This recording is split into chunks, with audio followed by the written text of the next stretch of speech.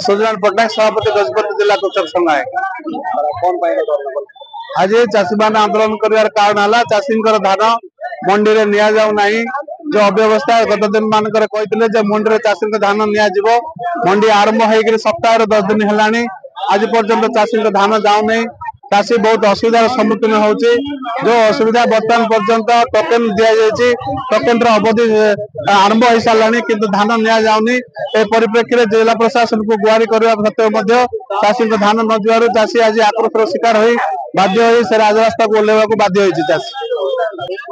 से आज जिला प्रशासन आगे गुहारी कर शीघ्र शीघ्र चाषी धान नापी व्यवस्था करूँ मंडी में कटनी छटनी में मंडी में धान जावाई व्यवस्था करूँ।